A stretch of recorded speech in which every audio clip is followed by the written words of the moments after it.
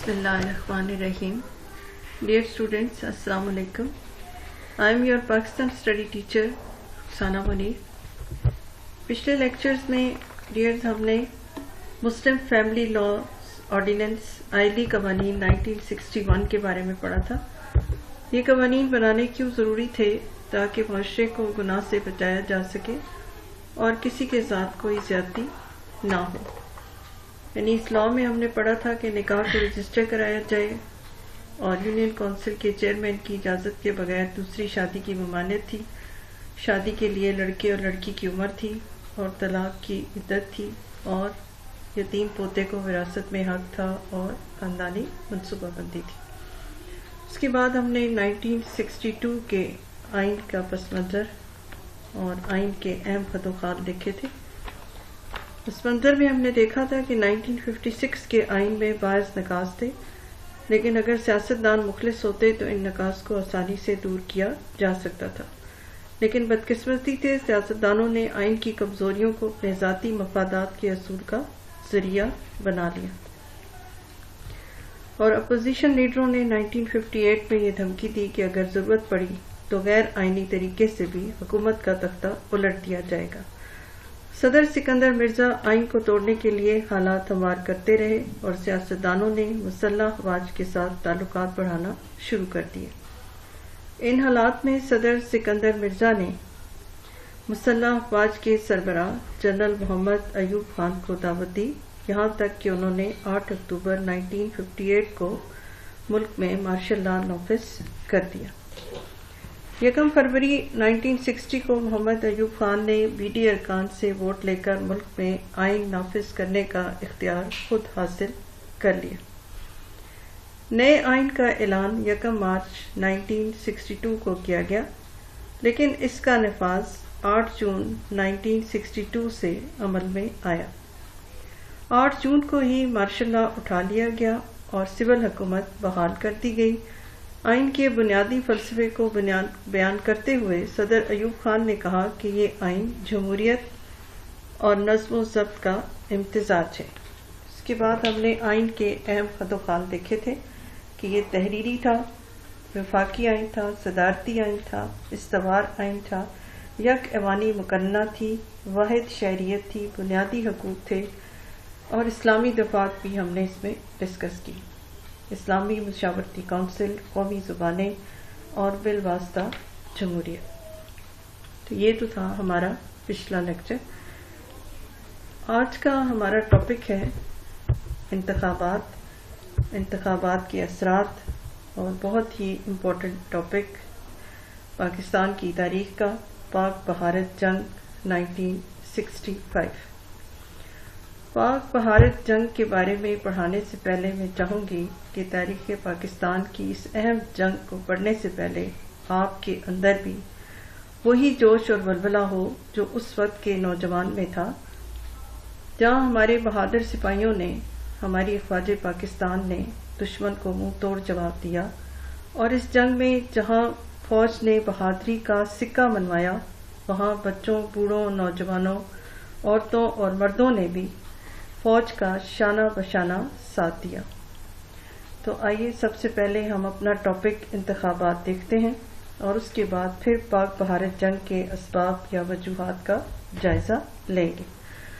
तो dear students, open your books please, page number 113। देखते हैं इंतखाबात 1965। सदर अयूब खान ने हुकूमत चलाने के लिए 1960 में बुनियादी जमहूरियतों के निज़ाम के तहत 80,000 बुनियादी जमहूरियत के अरकान का इंतखाब किया और मार्शल लॉ के दौरान इन अरकान बुनियादी जमहूरियत से अपनी सदारत की तौसीक करवाई। इन अरकान की मुद्दत 1965 में ख़त्म हो रही थी, लिहाजा नवंबर 1964 में इनका दोबारा इंतखाब कराया गया। 1962 के आइन के मुताबिक इन अरकान को सदर, सूबाई और मरकज़ी असम्बलियों के इंतखाब के लिए इंतखाबी अदारे की हैसियत हासिल थी। ایوب خان نے صدارتی الیکشن 1965 میں کرانے کا اعلان کیا۔ متحدہ حزب مخالف نے ایوب خان کے مقابلے میں قائد اعظم کی ہمشیرہ مادر ملت محترمہ فاطمہ جناح کو صدارتی امیدوار کے طور پر نامزد کیا۔ 80,000 بنیادی جمہوریت کے ارکان نے ایوب خان کو بھاری اکثریت سے صدر منتخب کیا۔ عوامی رائے کے مطابق ایوب خان کو بالواسطہ طریقہ انتخاب دھن دونس اور دھاندلی سے کامیاب کروایا گیا۔ اس لیے 1965 کا صدارتی انتخاب عوامی خواہشات کے خلاف تھا۔ 1965 کے انتخابات کے اثرات، effects of election 1965۔ Ayub Khan کے قائم کردہ بنیادی جمہوریتوں کے نظام پر برملا تنقید ہونے لگی اور یہ کھلم کھلا کہا جانے لگا کہ اس نظام میں ایوب خان کے مقابلے میں کوئی بھی شخصیت کامیاب نہیں ہو سکتی۔ ایوب خان نے بنیادی جمہوریتوں کو انتخابی ادارے کی حیثیت دے کر جمہوریت کا گلا گھونٹ دیا، اس لیے عوام نے اس نظام کو مسترد کر دیا۔ اس سے ایوب خان کی مقبولیت میں نمایاں کمی ہوئی، چنانچہ بنیادی جمہوریتوں کا نظام ایوب خان کے زوال کا ایک اہم سبب بنا۔ پاکستان کے حزب مخالف کی تمام سیاسی جماعتوں نے ان نام نہاد انتخابات میں ایوب خان پر دھاندلی کا الزام لگایا اور ملک میں جمہوریت کی بحالی کے لیے عوامی رابطہ مہم کا آغاز کر دیا گیا۔ یہ اسٹوڈنٹس، یہ تو تھے 1965 کے الیکشن اور اس کے ایفیکٹس کہ جب الیکشن دھون دانس اور دھاندلی سے کامیاب کرائے گئے تھے تو پھر اس کا اینڈ رزلٹ آپ دیکھتے ہیں کہ کیا تھا، کہ بنیادی جمہوریتوں کا نظام ایوب خان کے زوال کا ہی سبب بن گیا۔ آئیے اب ہم دیکھتے ہیں پاک بھارت جنگ 1965، انڈو پاک وار۔ ستمبر 1965 میں بھارت نے اپنے توسیع پسندانہ عزائم کی تکمیل کے لیے پاکستان کے خلاف کھلی جارحیت کا مظاہرہ کیا اور 6 ستمبر کی رات پاکستان پر حملہ کر دیا۔ اگرچہ پاکستان کے فوجی اور اقتصادی وسائل بھارت کے مقابلے میں بہت کم تھے، لیکن پاکستان کی مسلح افواج نے جذبہ جہاد سے سرشار ہو کر اپنے سے کئی گنا بھاری دشمن کو ذلت آمیز شکست سے دوچار کیا۔ 17 روز تک جاری رہنے والی ستمبر 1965 کی جنگ کے واقعات بیان کرنے سے پہلے اس تاریخی جنگ کی وجوہات کا مختصر جائزہ لے لیتے ہیں۔ وجوہات، اس کی کیا وجوہات بنی کہ جس کی وجہ سے دشمن حملہ آور ہوا۔ پاکستان کا قیام ہندوؤں کی مرضی کے خلاف عمل میں آیا تھا، اس لیے انہوں نے پاکستان کو کبھی دل سے قبول نہ کیا۔ پاکستان کی حیران کن ترقی اور استحکام ان کی آنکھوں میں کانٹے کی طرح کھٹکنے لگا، چنانچہ انہوں نے پاکستان کو تباہ کرنے کے لیے جارحانہ اقدام شروع کر دیے۔ مسئلہ کشمیر۔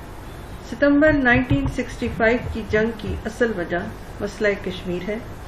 بھارت نے کشمیری عوام کی مرضی کے خلاف کشمیر پر قبضہ کر رکھا ہے اور کشمیر کے عوام پاکستان کے ساتھ الحاق کے حامی ہیں، مگر بھارت سلامتی کونسل کی قرارداد کے مطابق رائے شماری کرانے کے وعدے سے ٹال مٹول کرتا رہا۔ کشمیری عوام کی اخلاقی مدد کرنے اور مسئلہ کشمیر کو پوری دنیا میں اٹھانے کی پاداش میں بھارت نے پاکستان پر ستمبر 1965 کی جنگ مسلط کر دی۔ تیسرا تھا کہ بھارت اپنا کھویا ہوا وقار بحال کرنا چاہتا تھا۔ بھارت نے اپنی طاقت کے نشے میں 1962 میں چین سے جنگ چھیڑ لی اور منہ کی کھائی، اور مئی 1965 میں رن کچھ کے متنازع علاقے پر قبضہ جمانے کی کوشش کی، لیکن پاکستانی فوج کے ہاتھوں اسے ذلت آمیز شکست کا سامنا کرنا پڑا۔ چنانچہ اپنا کھویا ہوا وقار بحال کرنے کے لیے بھارت نے پاکستان کے خلاف جنگ شروع کر دی۔ عام انتخابات۔ بھارت میں عام انتخابات ہونے والے تھے اور کانگریس پارٹی یہ انتخابات جیتنا چاہتی تھی، اس لیے پاکستان کو فتح کرنے کا فیصلہ کیا تاکہ ووٹروں سے ووٹ حاصل کیے جا سکے۔ یہ تو تھی چند وجوہات۔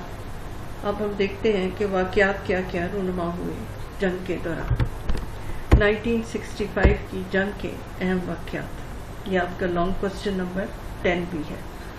جنگ شروع ہوئی تو صدر پاکستان جنرل ایوب خان نے ریڈیو پر ہنگامی حالات کا اعلان کیا اور قوم سے خطاب کرتے ہوئے کہا، پاکستان کے عوام اس وقت تک چین سے نہیں بیٹھیں گے جب تک کہ بھارتی توپوں کے دہانے مستقل طور پر سرد نہیں ہو جاتے۔ بھارتی حکمران نہیں جانتے کہ انہوں نے کس بہادر قوم کو للکارا ہے اور ہمارے سب شکن سپاہی دشمن کو پسپا کرنے کے لیے آگے بڑھ رہے ہیں۔ پاکستان کی افواج دشمن کے حملے کا منہ توڑ جواب دے گی۔ صدر پاکستان نے قوم کو پکارتے ہوئے کہا، مردانہ وار آگے بڑھو اور دشمن پر ٹوٹ پڑو، خدا تمہارا حامی و ناصر ہو۔ جنگ کے واقعات مندرجہ ذیل ہیں۔ پہلا واقعہ جو پیش آیا جنگ کے دوران وہ تھا لاہور میں۔ بھارت نے 6 ستمبر 1965 کو الصبح لاہور شہر پر 3 اطراف واگا، برکی اور قصور سے حملہ کر دیا۔ پاکستان کی بہادر افواج نے نہ صرف بھارتی یلغار کو روکا بلکہ دشمن کو BRB نہر بھی نہ پار کرنے دی۔ اس محاذ پر میجر عزیز بھٹی شہید نے ایک فوجی کمپنی کے ساتھ کئی روز تک دشمن کی پیش قدمی کو روکے رکھا اور آخرکار شہادت پائی۔ حکومت پاکستان نے اس عظیم کارنامے پر انہیں نشان حیدر عطا کیا۔ یہ اسٹوڈنٹس آپ 6 ستمبر کو ٹی وی پر ان کا ڈرامہ میجر عزیز بھٹی نشان حیدر ضرور دیکھیے تاکہ آپ کو پتہ چلے کہ اس قوم کے سپوت نے کتنی بہادری سے دشمن کا مقابلہ کرتے ہوئے جام شہادت نوش فرمائی۔ قصور۔ بھارت نے قصور کی طرف سے لاہور پر قبضہ کرنے کی کوشش کی لیکن پاکستان کے شیروں نے فوری طور پر حملہ پسپا کر دیا۔ اگلے روز پاکستان کی بہادر فوج نے جوابی حملہ کیا اور دشمن کے علاقے کیمپ کرن پر قبضہ کر لیا۔ بعد ازاں بھارت نے ہیڈ سلیمانکی کی طرف نیا محاذ کھولا لیکن وہاں بھی اسے منہ کی کھانی پڑی۔ اگلا جو سیکٹر ہم دیکھتے ہیں جہاں پر دشمن نے حملہ کیا اور ہماری فوج نے اس کا بھرپور مقابلہ کیا وہ تھا سیالکوٹ۔ لاہور اور قصور میں ناکامی کے بعد بھارت نے ٹینکوں اور بختر بند ڈویژنوں کے ساتھ سیالکوٹ کے علاقے چوئنڈا پر حملہ کر دیا۔ دوسری جنگ عظیم کے بعد یہ دنیا میں سب سے بڑا زمینی حملہ تھا۔ بھارت کا ارادہ تھا کہ سیالکوٹ سے GT روڈ پر قبضہ کر کے لاہور کے دوسرے شہروں سے رابطہ کاٹ دیا جائے لیکن پاکستان کی بہادر فوج نے اپنے سے کئی گنا بڑے دشمن کا مقابلہ کرتے ہوئے وہ بڑے کارنامے سر انجام دیے کہ دنیا کے دفاعی ماہرین حیران رہ گئے اور چوئنڈا کا محاذ بھارتی ٹینکوں کا قبرستان بن گیا۔ راجستھان۔ ہر محاذ پر شکست سے بوکھلا کر بھارت نے جنگ کا دائرہ کار راجستھان تک پھیلا دیا اور حیدرآباد پر قبضہ کرنے کی غرض سے پیش قدمی کی، مگر یہاں پاکستانی فوج نے حر مجاہدین کے ساتھ مل کر دشمن کے چھکے چھڑوا دیے اور اس پر پے در پے شکست دے کر اس کی کئی چوکیوں پر قبضہ کر لیا۔ فضائی جنگ، جہاں ہم دیکھتے تھے کہ زمینی جنگ جاری تھی، لاہور، قصور، سیالکوٹ کے محاذ پر کبھی فوجوں کا آمنا سامنا تھا اور کبھی ٹینکوں کے ذریعے ایک دوسرے پر حملہ تھا، وہاں فضائی جنگ بھی جاری تھی جہاں ہمارے شاہینوں نے ان کا بھرپور مقابلہ کیا۔ اس پکچر میں آپ پاک فضائیہ کے جانباز پائلٹ MM عالم کو دیکھ رہے ہیں۔ پاکستان کے شاہین صفت ہوابازوں نے جنگ کے ابتدائی دنوں میں بھارتی ہوابازوں پر برتری حاصل کر لی تھی۔ پاکستانی فضائیہ نے دشمن پر کاری ضرب لگاتے ہوئے پٹھان کوٹ، جودھ پور، آدم پور، ہلواڑہ، جام نگر، جموں اور سری نگر کے اہم بھارتی ہوائی اڈوں پر ٹھیک نشانے لگا کر درجنوں بھارتی طیارے تباہ کر کے بھارتی فضائیہ کی کمر توڑ کر رکھ دی۔ بھارت نے سرگودا میں پاک فضائیہ کے اڈے کو نشانہ بنانے کے لیے کئی حملے کیے، لیکن ہر بار ناکامی سے دوچار ہوا۔ اسی جنگ میں لاہور کے مقام پر اسکواڈرن لیڈر محمد محمود عالم، جنہیں MM عالم کہا جاتا تھا، نے بھارت کے 5 لڑاکا طیارے گرا کر نیا عالمی ریکارڈ قائم کیا۔ آپ دیکھتے ہیں جہاں زمینی جنگ میں ہماری فوج نے بہت بہادری سے، جواں مردی سے دشمن کا مقابلہ کیا، وہاں ہمارے شاہینوں نے انہیں منہ توڑ جواب دیا اور ان کے اہم بھارتی ہوائی اڈوں پر ٹھیک نشانے لگا کر ان کے درجنوں بھارتی طیارے تباہ کر کے بھارتی فضائیہ کی کمر توڑ دی۔ اور اس کے بعد ہمارے ایک اور شاہین نے، اسکواڈرن لیڈر محمد محمود عالم نے بھارت کے 5 لڑاکا طیارے گرا کر نیا عالمی ریکارڈ قائم کیا۔ آپ ان تمام واقعات میں ہر جگہ دیکھتے ہیں کہ جہاں ہماری فوج نے، ہوائی فوج نے دشمن کا مقابلہ ڈٹ کر کیا اور انہیں منہ توڑ جواب دیا، وہاں ہماری بحری افواج بھی کچھ کم نہ تھی۔ ہماری نیوی نے بھی بہت زبردست کردار ادا کیا۔ 6 ستمبر کو آپ ان کے ڈرامے میں دیکھتے ہیں، اور ضرور دیکھیں اس دفعہ بھی، تاکہ آپ کو سمجھ آئے کہ کس طرح سے ہماری فوج نے، فضائی فوج نے اور بحریہ نے دشمن کا ڈٹ کر مقابلہ کیا۔ بحری جنگ کے دوران پاکستانی بحریہ بھی پوری طرح چوکس رہی۔ اس نے کاٹھیا واڑ کے ساحل پر واقع دوارکا کے مشہور بھارتی بحری اڈے کو تباہ کر کے ایک عظیم کارنامہ سر انجام دیا۔ جب بھارت نے پاک بحریہ کا مقابلہ کرنے کے لیے اس کے ایک یونٹ پر اچانک حملہ کیا، تو پاک بحریہ نے بھارت کا ایک جنگی بحری جہاز ڈبو دیا اور باقی بھارتی بحری جہاز دم دبا کر بھاگ گئے۔ اس سینٹنس سے آپ کو اندازہ ہوا ہوگا کہ ہماری بحریہ کی کتنی دہشت تھی ہندوؤں پر کہ وہ ایک لمحے کے لیے بھی وہاں نہ رک سکے۔ واقعات میں آخر میں ہم دیکھتے ہیں جنگ بندی کا اعلان کیا جاتا ہے۔ اقوام متحدہ کی کوششوں سے یہ جنگ 23 ستمبر 1965 کو سحری کے وقت بند ہوئی۔ ڈیئر اسٹوڈنٹس، ان تمام واقعات کو دوبارہ غور سے پڑھیں اور اپنی افواج کی بہادری کے کارناموں پر فخر محسوس کریں کہ آنے والے وقت میں آپ نے اس قوم کی باغ دوڑ سنبھالنی ہے، اور اسی طرح دشمن کو ہر مرحلے پر ناکامی کا منہ دکھانا ہے۔ جنگ کے اثرات: جب بھی دو قومیں آپس میں جنگ لڑتی ہیں تو اس کے کچھ ایفیکٹس بھی آتے ہیں۔ پہلا ایفیکٹ جو آیا وہ تھا پاکستان بین الاقوامی شہرت اختیار کر گیا اور اس کے وقار میں اضافہ ہوا۔ دوسرا تھا مسئلہ کشمیر۔ مسئلہ کشمیر کی اہمیت ایک بار پھر اجاگر ہوئی 1965 کی وار۔ پاکستان کو امریکہ اور یورپ والوں کے دوگلے پن سے آگاہی حاصل ہوئی، یعنی پاکستان کو سمجھ آیا کہ امریکہ اور یورپ نے کس طرح سے دوگلے پن کا مظاہرہ کیا اور بھارت کا ساتھ دیا۔ اگلا ایفیکٹ تھا چین۔ چین نے اس نازک وقت میں جس طرح پاکستان کا ساتھ دیا اس سے پاکستانیوں کو دوست اور دشمن میں تمیز ہو گئی۔ اسلامی ممالک۔ اس جنگ میں برادر اسلامی ممالک نے پاکستان کا بہت ساتھ دیا، جس سے پاکستانیوں کے سر فخر سے بلند ہو گئے۔ اور آخری ہمارا آج کا ٹاپک ہے پاکستانی عوام میں اتحاد اور قومی یکجہتی۔ طرز عمل۔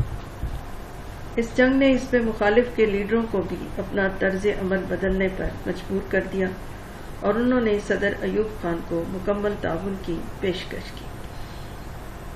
دوسرا تھا اتحاد اور قومی یکجہتی۔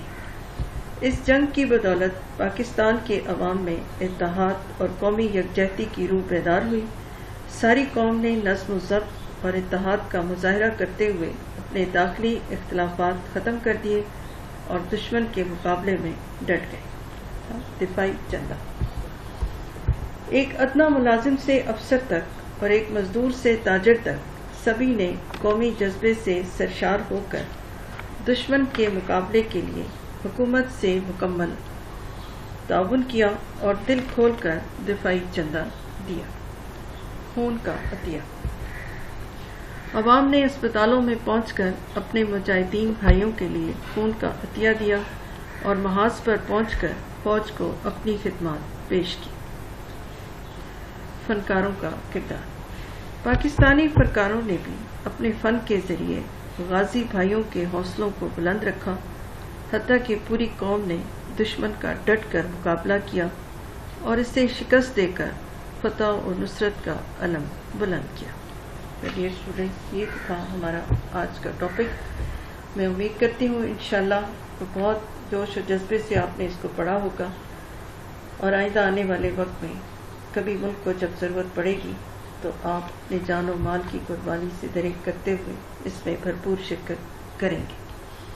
آج کے لیکچر میں آپ کا شارٹ کوسچن نمبر 5، 1965 کی جنگ میں پاکستانی بحریہ کا کردار